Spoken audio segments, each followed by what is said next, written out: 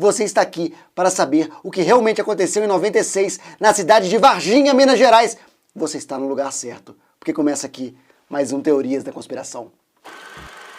Dia 20 de janeiro de 1996. De madrugada, o casal de trabalhadores rurais, Oralina Augusta e Eurico Rodrigues, dormem em sua casa, em uma fazenda próxima à estrada que liga Varginha a Três Corações, Minas Gerais. Eles ouvem os animais inquietos e Eurico resolve verificar o motivo. Quando olha pela janela, vê um objeto estranho. Ele chama sua esposa e ficam surpresos com o que veem. No céu, um objeto cinza sobrevoa o pasto lentamente a pouco mais de 5 metros do chão. Parece um submarino do tamanho de um micro-ônibus. Solta uma fumaça esbranquiçada, não emite luzes, nem faz barulho. Eurico e Oralina observam mais alguns minutos até o objeto sumir. Às 8 horas da manhã, o Corpo de Bombeiros de Varginha recebeu uma chamada telefônica anônima. A pessoa pediu aos bombeiros que investigassem uma estranha criatura vista em um parque ao norte do distrito Jardim Andere. 2 horas depois, os bombeiros chegavam ao Jardim Andere para fazer a busca no parque. Como esperavam encontrar algum animal selvagem, levaram equipamentos apropriados como jaulas e redes. Várias testemunhas oculares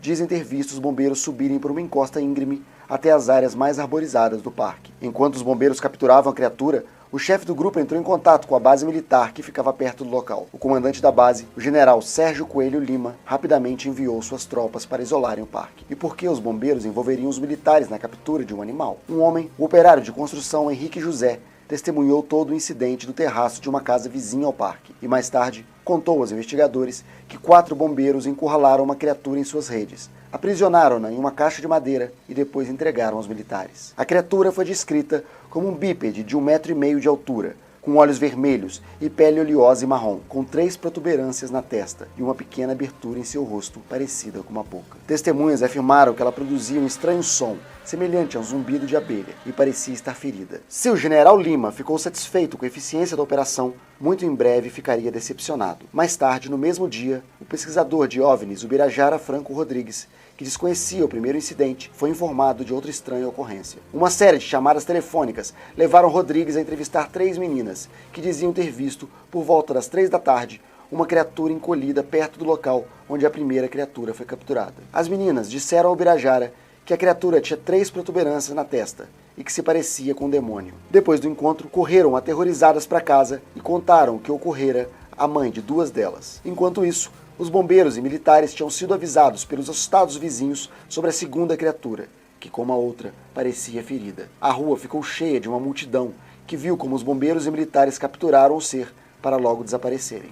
Foi apenas uma questão de tempo para que os caminhos de Ubirajara e Pacatini, um colega ufólogo, se cruzassem. Pacatini estava investigando os acontecimentos da manhã do dia 20, sem saber do segundo incidente. Os 2 ufólogos logo perceberam que estavam investigando 2 casos distintos. Unindo forças, lançaram uma campanha solicitando entrevistas e mais testemunhas. Não havia dúvidas de que os incidentes ocorreram no dia 20 de janeiro, no distrito de Jardim Andere. Porém, os pesquisadores desejavam saber o que tinha acontecido depois disso. À medida que as testemunhas prestavam seus depoimentos, um quadro mais claro ia surgindo. Aparentemente, a primeira criatura capturada no sábado de manhã foi levada para a Escola de Sargentos de Três Corações, a sudeste de Varginha. Contudo, nenhuma das autoridades que intervinham no caso revelaram o que ocorreu depois. Sabe-se apenas que um policial que esteve presente no incidente do sábado de manhã teria sido ferido pela criatura. O aspecto mais delicado e ao mesmo tempo mais controverso do caso, entretanto, é sem dúvida a morte do policial militar Marco Eli Xerezi, um dos integrantes do serviço de inteligência que participaram da captura da segunda criatura, ocorrida na noite de 20 de janeiro. Logo nos primeiros meses das investigações, surgiram a partir de outras fontes, principalmente através de um militar da reserva, informações sobre um policial que havia falecido de infecção generalizada, logo após ter tido contato direto com um dos seres. Devido à gravidade da situação, o assunto foi tratado com todo o cuidado pelos pesquisadores envolvidos na investigação, enquanto Ubirajara Rodrigues buscava mais informações. O ufólogo confirmou no cartório civil, em que são registradas mortes em Varginha, que um policial havia realmente falecido pouco depois da captura das criaturas. Ubirajara conseguiu uma cópia do registro de óbito e, através das informações constantes no mesmo, pôde localizar a família do rapaz. Progressivamente, foi ficando claro que um dos militares envolvidos no recolhimento da segunda criatura tinha sido falecido. A mesma testemunha militar empregada anteriormente declarou que teve contato com membros do exército relacionados com o rapaz morto, e que estes revelaram que naquela noite, No momento da captura,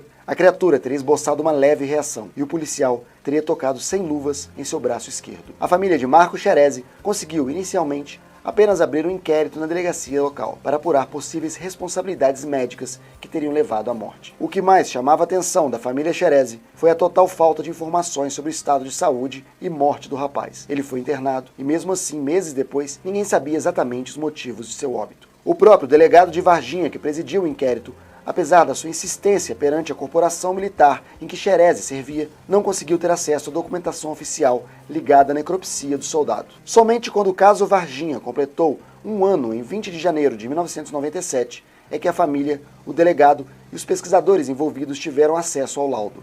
Segundo seu conteúdo, Scherezi morreu em virtude de uma infecção generalizada em seu organismo. O policial teria chegado em casa na noite após a captura da criatura, sentindo fortes dores nas costas. Ele começou a apresentar um processo gradativo de paralisia, além de febre. Devido ao agravamento de seu estado, acabou sendo levado para o Hospital Bom Pastor, onde ficou praticamente isolado da família, permanecendo internado vários dias. Seus familiares não conseguiam entrar em contato sequer com o médico responsável pelo tratamento de Scherezi, e muito menos descobrir qual era a sua doença. Poucos dias depois da sua internação, o soldado foi finalmente transferido para o Hospital Regional do Sul de Minas, também em Varginha. Scherezi foi levado diretamente ao centro de tratamento intensivo da instituição, onde veio a falecer. Os médicos que trataram Scherezi não sabiam como combater a doença que ele tinha. Pacatini e Ubirajara averiguaram que a segunda criatura foi internada no Hospital Regional de Varginha nas últimas horas da tarde. No mesmo dia, ou na manhã seguinte, a criatura, que como a outra estava ferida, era transferida para o Hospital Humanitas de Varginha, situado a 1,5 km de distância do outro hospital. Testemunhas do Hospital Humanitas disseram que a criatura não resistiu e que foi declarada morta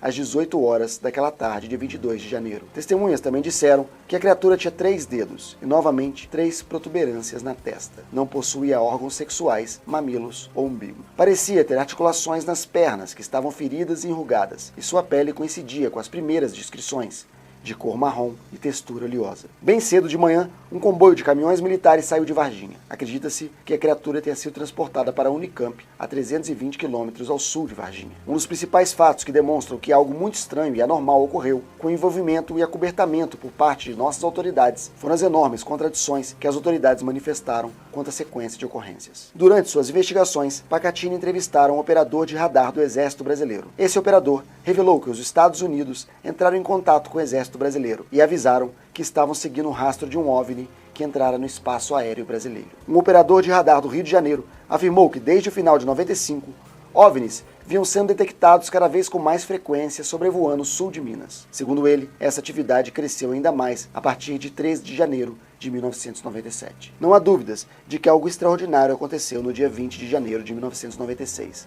Porém, muitas perguntas ainda continuam sem resposta. O que teria acontecido com a primeira criatura? Quais foram os resultados da autópsia realizada na segunda? E se eram extraterrestres? Como chegaram ao local e onde estaria hoje sua nave? A investigação sobre o episódio de Varginha está longe de ser concluída e tornou-se um dos casos mais importantes da história da ufologia mundial.